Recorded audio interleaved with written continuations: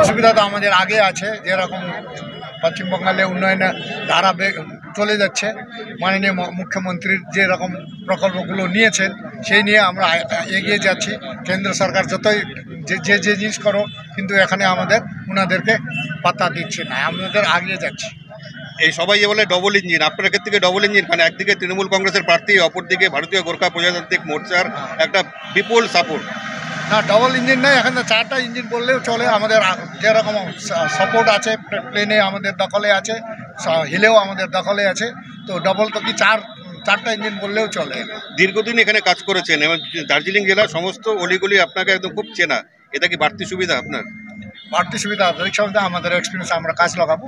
এখানে অনেক দিন থেকে আছে, আমি কাজ চাকরি করছি। আপনাকে দেখে রাজনীতির ময়দানে এবং প্রার্থী হিসেবে দেখে সাধারণ মানুষ কি বলছে? সাধারণ মানুষ আমাকে অ্যাকসেপ্ট করছে, যেখানে যাচ্ছি সবই অ্যাকসেপ্ট করছে আমাকে, সে কোনো অসুবিধা নেই আমার।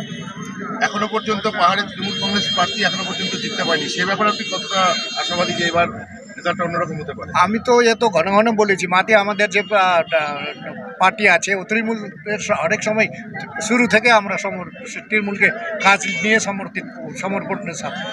সমর্থন করছি।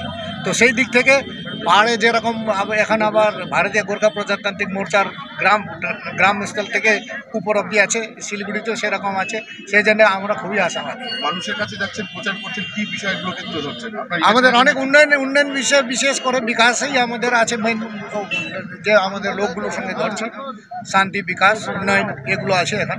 আজকে তো পুজো দিলেন, কি প্রার্থনা করলেন, কি বললেন? ওই প্রার্থনা, এখন যে আগেগুলো যে রাস্তা হোক, আমাদের সরল হোক, যে জিনিসগুলো হচ্ছে সরল তরিকা হোক, কারোর সঙ্গে কোনো শত্রুতা না থাকে, এইগুলোই আমরা করছি।